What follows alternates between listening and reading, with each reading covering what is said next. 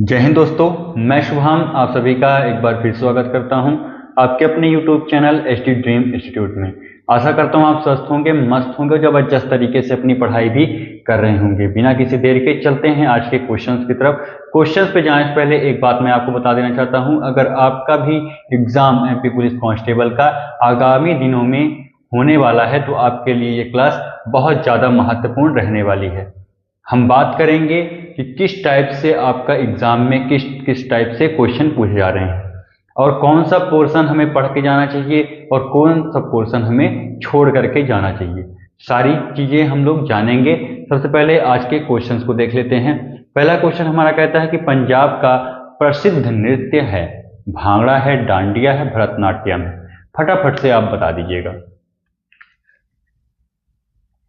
आ जाइए देख लेते हैं क्वेश्चंस को। तो फर्स्ट नंबर क्वेश्चन हमसे क्या कहता है कि पंजाब का प्रसिद्ध नृत्य। सबसे पहले हम डांडिया की बात करते हैं क्योंकि हम सबका फेवरेट है और फेवरेट के साथ साथ जब ये नवदुर्गन चलती है तब ये जो डांडिया है तो बहुत ज़्यादा प्रसिद्ध रहता है हर जगह। ये कहाँ का है तो गुजरात का है। कहाँ का है?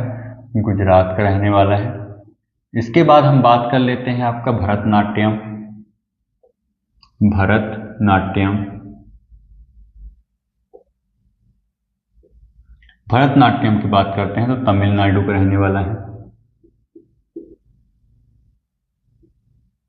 तमिलनाडु, ठीक है। तो भांगड़ा कहाँ का है आपका? भांगड़ा आपका रहने वाला है पंजाब का।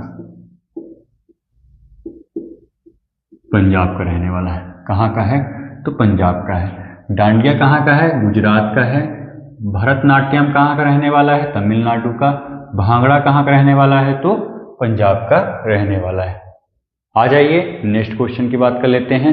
नेक्स्ट क्वेश्चन को भी फटाफट से देख लेते हैं कि नेक्स्ट क्वेश्चन हमारा क्या कहता है कि जो भारत का संविधान कितने दिनों में बनकर तैयार हुआ था। लाजवाब क्वेश्चन है एकदम। छोटे छोटे बच्चों को भी ये आंसर पता है, लेकिन आपके एमपी पुलिस कांस्टेबल में इस टाइप से क्वेश्चन पूछे जा रहे हैं और आगे भी पूछे जाएंगे क्योंकि मुझे ऐसा लगता है कि लूसेंट से कुछ ज़्यादा ही प्यार है एमपी पुलिस कांस्टेबल को। फटाफट से बताइएगा। ऑप्शन नंबर ए 10 साल 11 महीने और 18 दिन, ये तो होगा नहीं। ऑप्शन नंबर बी 2 साल 11 महीने और 18 दिन। और तीसरा कौन सा है कि 3 साल 11 महीने और 18 दिन, या फिर डी इनमें से कोई नहीं। Question number second, question number 2, पहले वाले का कौन सा ऑप्शन रहने वाला है तो ऑप्शन ए आपका एकदम से राइट आंसर हो जाएगा, ऑप्शन नंबर ए।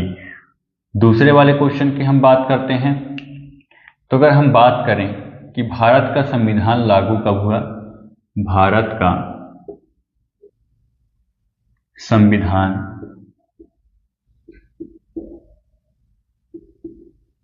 लागू कब हुआ,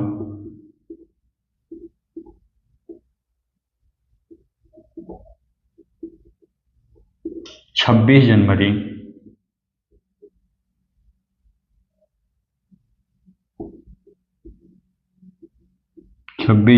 1950। ठीक। बनने में कितना साल लगा तो 2 साल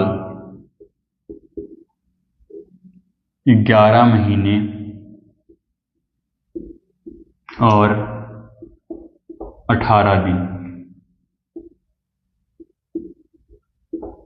ठीक है, 2 साल 11 महीने और 18 दिन में ये बन करके तैयार हुआ था, जो आपको ऑप्शन नंबर बी में देखने के लिए मिल रहा होगा। Option B is the right answer. B for Bajrangbali. B for Bajrangbali, ठीक, आपका राइट आंसर हो जाएगा। टिहरी बांध किस राज्य में स्थित है? टिहरी बांध की बात कर रहा है, फटाफट से बता दीजिएगा। टिहरी बांध किस राज्य में स्थित है? मध्य प्रदेश में है, जल्दी से बताइएगा, मध्य प्रदेश में है या फिर कहाँ पे है? उत्तर प्रदेश में है, राजस्थान में है, कहाँ है? फटाफट से बता दो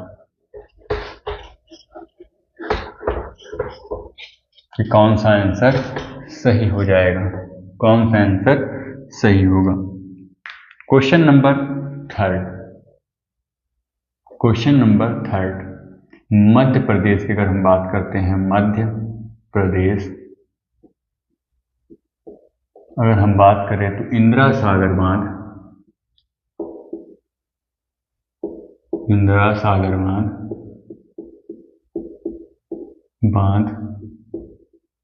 और कौन सा बांध है? बाण सागर है आपका, बाण सागर बांध, ठीक है। अब आगे उत्तर प्रदेश की अगर हम बात करते हैं, उत्तर प्रदेश,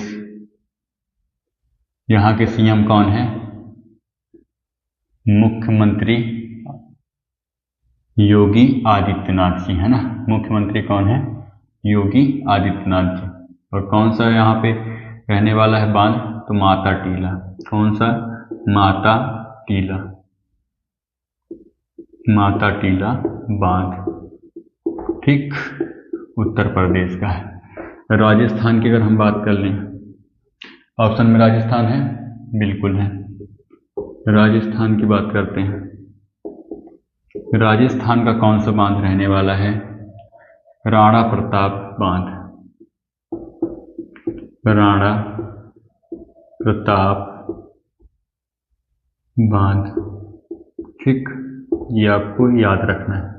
मध्य प्रदेश में कौन सा है? इंदिरा सागर बांध है, बाण सागर है, और उत्तर प्रदेश में माता टीला बांध है, और राजस्थान में राणा प्रताप बांध रहने वाला है, ठीक। तो आपका कौन सा आंसर सही हो जाएगा? कौन सही हो जाएगा? तो उत्तराखंड में आपका कौन सा बांध है? टिहरी बांध रहने वाला है। कहाँ रहने वाला है? तो फटाफट से बताइएगा, उत्तराखंड में, है ना, उत्तराखंड में रहने वाला है, जो आपको ऑप्शन नंबर डी में देखने के लिए मिल रहा होगा। Option number D is the right answer. D for Durga मैया, डी फॉर दुर्गा मैया इज द राइट आंसर, ठीक है। मतलब आपका कौन सही जवाब हो जाएगा? उत्तराखंड, ठीक। मराठा सैन्य प्रणाली की शाही घुड़सवारी सेना के लिए निम्नलिखित में से कौन सा नाम इस्तेमाल किया जाता था? सूबेदार का, ऑप्शन देख लीजिए, ऑप्शन नंबर ए सिलेदार, ऑप्शन नंबर बी बरगीर, ऑप्शन नंबर सी सूबेदार, या ऑप्शन नंबर डी इनमें से कोई नहीं। तो फटाफट से बता दो कौन सा इसमें से सही जवाब हो जाएगा। क्वेश्चन नंबर फोर्थ की बात फटाफट से आप कर लो, कौन सा सही जवाब हो जाएगा। क्या लगता है? बारगीर। क्या है? Bargir is the right answer, जो आपको ऑप्शन नंबर किस में लिखने के लिए मिल रहा है? Option number B is the right answer. B for Bajrangbali is the right answer, मतलब बारगीर आपका एकदम से सही जवाब हो जाएगा, जो आपको ऑप्शन नंबर बी में देखने के लिए मिल रहा है। Option number B is the right answer. Bharat की प्रथम महिला मेयर कौन थी? तारा चेरियान, सरोजनी नायडू, या राजकुमारी अमृत कौर? फटाफट से बता दो कौन सा सही जवाब हो जाएगा, कौन सा सही जवाब रहने वाला है, ये आप फटाफट से बता दो कौन सा सही जवाब हो जाएगा। जल्दी जल्दी बताइए। क्वेश्चन नंबर 5 का आंसर, क्वेश्चन नंबर 5 जल्दी से बता दीजिए। जल्दी से बताइएगा। Question number 5। ऑप्शंस देख लेते हैं। सबसे पहले तारा चेरियान है, सरोजनी नायडू। सरोजनी नायडू की बात कर लीजिए आप सबसे पहले। सरोजनी नायडू, ठीक है। सरोजनी नायडू की अगर बात करते हैं तो क्योंकि इनके बारे में आपको पता होगा इसलिए मैं इनके बारे में बात करता हूँ। तो ये क्या थी? राज्यपाल थी, पहली महिला राज्यपाल। पूरा लिख देता हूँ, पहली महिला राज्यपाल।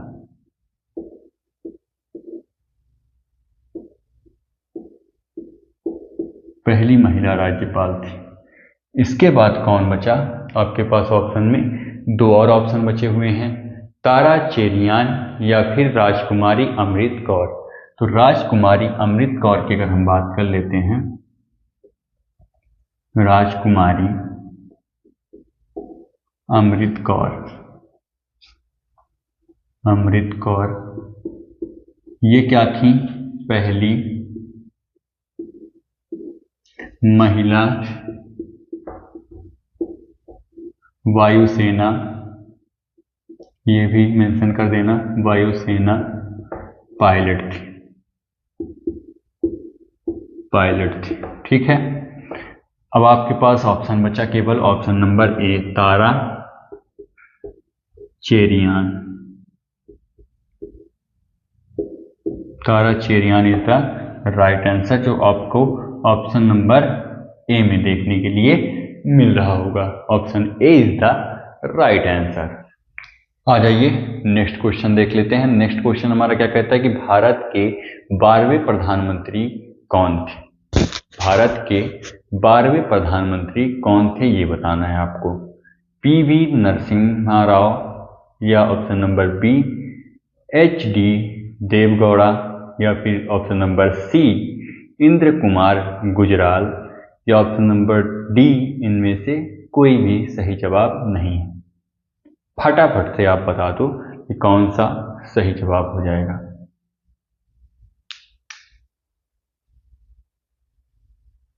क्वेश्चन नंबर 2, क्वेश्चन नंबर 6 है, माफ करिएगा, क्वेश्चन नंबर 6 है।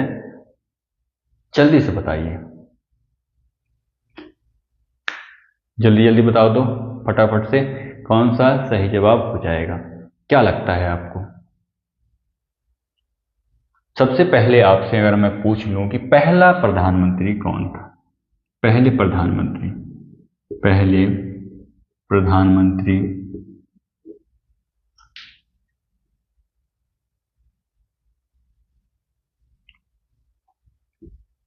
पहले प्रधानमंत्री कौन थे? तो कौन थे? जवाहरलाल नेहरू। जवाहरलाल नेहरू,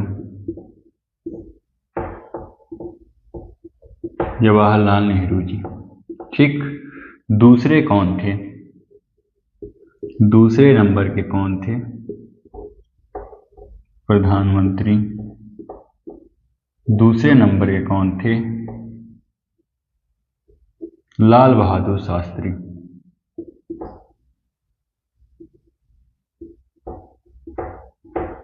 लाल बहादुर शास्त्री, लाल बहादुर शास्त्री जी, ठीक है। तीसरे नंबर के कौन थे? तीसरे नंबर के थे, तीसरे प्रधानमंत्री, तीसरे नंबर के प्रधानमंत्री की अगर हम बात करते हैं तो कौन थी? इंदिरा गांधी, इंदिरा गांधी जी, ठीक। पहले नंबर पे कौन है? तो जवाहरलाल नेहरू। दूसरे नंबर पे कौन है? लाल बहादुर शास्त्री जी। तीसरे नंबर पे कौन है? आपके इंदिरा गांधी जी। अब कौन सा सही जवाब होगा इसमें? ठीक, ये तो मैं पहला बता दिया, दूसरा बता दिया, तीसरा बता दिया, लेकिन आपसे पूछा क्या गया है? 12वें नंबर का प्रधानमंत्री पूछा गया आपसे। तो 12वें नंबर का कौन है प्रधानमंत्री? तो इंद्र कुमार गुजराल। इंद्र कुमार गुजराल, जो आपको ऑप्शन नंबर सी में देखने के लिए मिल रहा होगा। सी इज द राइट आंसर। जो आप क्वेश्चन नंबर 6 का आंसर है कौन सा? Option number C is the right answer. C is the right answer. ठीक है, चलिए आगे चलते हैं, आगे देखते हैं क्या कहता है हमारा क्वेश्चन। क्वेश्चन हमसे बहुत इजी, बहुत प्यार से, बहुत सलीके से एक चिंगाई टाइप का क्वेश्चन दे दिया है। भारत के राष्ट्रपति के निर्वाचन के लिए न्यूनतम निर्धारित आयु कितनी है? न्यूनतम निर्धारित आयु कितनी है, ये आपको फटाफट से बताना है। जल्दी से बताइए, 35 वर्ष है, 38 वर्ष है, 80 वर्ष है या फिर 90 वर्ष है? फटाफट से बता दो कौन सा इसमें से सही जवाब हो जाएगा। कौन सा इसमें से सही जवाब होगा ये आपको बताना है। जल्दी जल्दी बता दीजिए ताकि नेक्स्ट क्वेश्चन को भी देख लें। टाइम वेस्ट हमें नहीं करना है, समय बहुत कीमती होता है। दुनिया में पैसा जाने के बाद वापस आ सकता है, मिल सकता है, लेकिन अगर आपका समय चला गया, समय जाने के बाद नहीं मिलेगा। आप खुद ही एक बार सोचो कि अगर आपकी उम्र 25 साल हो गई और किसी वैकेंसी में आपसे केवल यही बोला है कि 24 साल तक के व्यक्ति को ही इस फॉर्म में भरने दिया जाएगा, तो आपको कैसा लगेगा?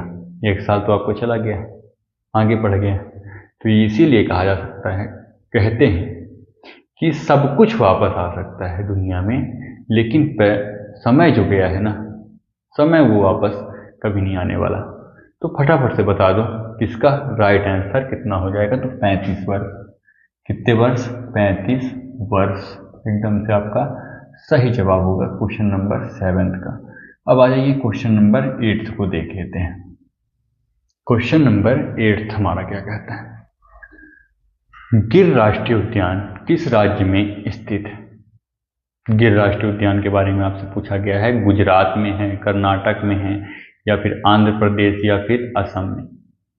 जल्दी से बताइएगा। कर्नाटक में अगर बात करते हैं तो नागरपुर कौन सा है? कर्नाटक की अगर बात करते हैं तो नागरपुर। नागरपुर, ठीक है। इसके बाद आपके पास क्या ऑप्शन है? आंध्र प्रदेश।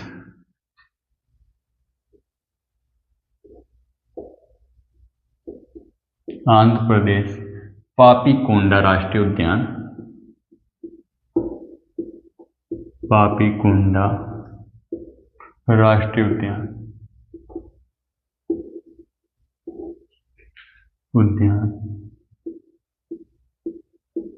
उद्यान, ठीक। इसके बाद और एक कौन सा है? राजीव गांधी।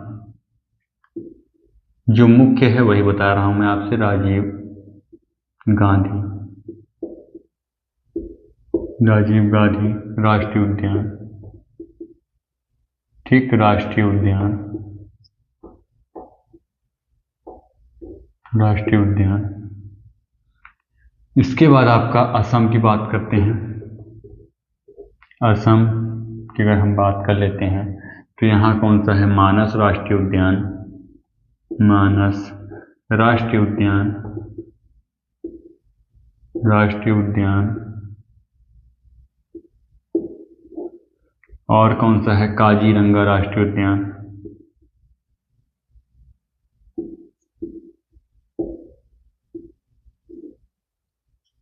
काजीरंगा राष्ट्रीय उद्यान।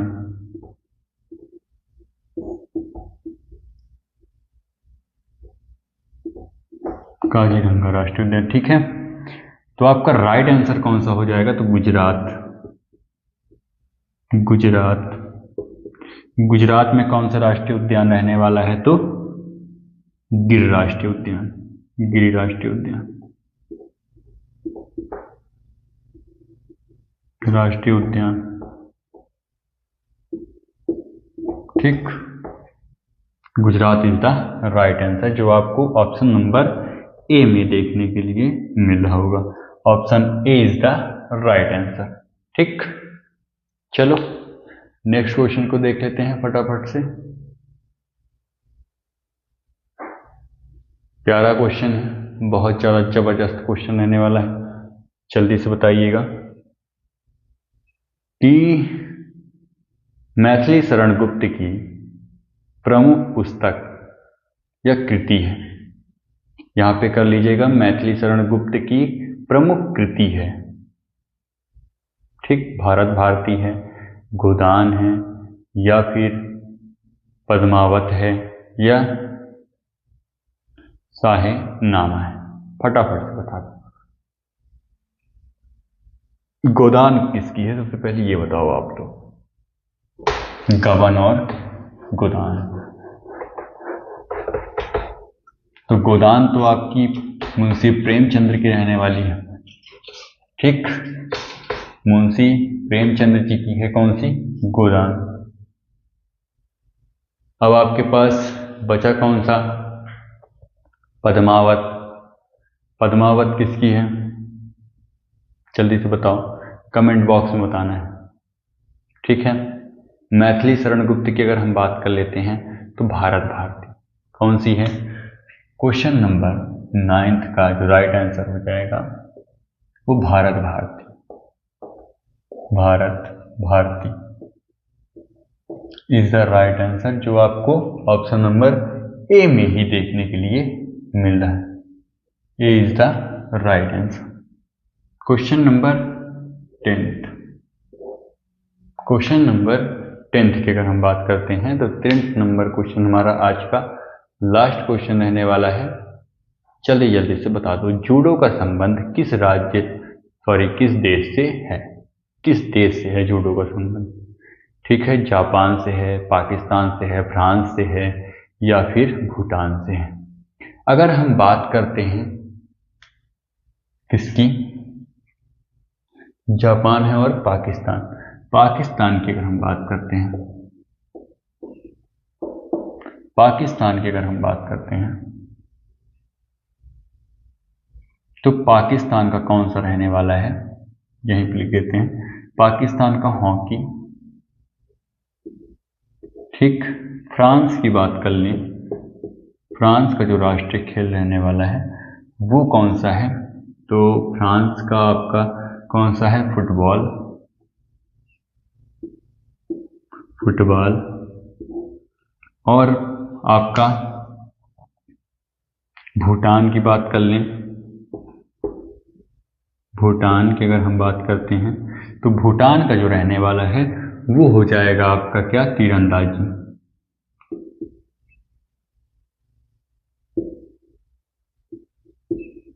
तीरंदाजी। ठीक, तीरंदाजी का मतलब वो तीर बाण जो चलाते नहीं है, आर्चरी, जिसको आप लोग आर्चरी बोलते हैं ऐसे करके इंग्लिश में, इंग्लिश मीडियम वाले बहुत अच्छे तरीके से समझ रहे होंगे। ठीक, तो तीरंदाजी आपका एकदम से राइट हो जाएगा, भूटान का राइट आंसर हो जाएगा। लेकिन आपसे पूछा क्या गया है? जूडो का संबंध। तो जूडो का जो संबंध है वो कहाँ का है? कहाँ से रहने वाला है? जापान से। जापान से। जापान से। ठीक, तो आपको ऑप्शन नंबर ए में देखने के लिए मिल रहा है। पाकिस्तान का जो राष्ट्रीय खेल है वो होगा हॉकी। फ्रांस का नेशनल खेल कौन सा होगा? फुटबॉल। और भूटान का कौन सा रहने वाला है? तीरंदाजी। पाकिस्तान का हॉकी, फ्रांस का फुटबॉल, और भूटान का क्या है? तीरंदाजी, जिसे हम आर्चरी भी कहते हैं। ठीक है, अगर आपको क्लास अच्छी लगी हो तो ज़्यादा से ज़्यादा क्या करना है? अपने दोस्तों को शेयर करना है। ठीक, मिलते हैं नेक्स्ट क्लास में, तब तक के लिए जय हिंद, जय भारत,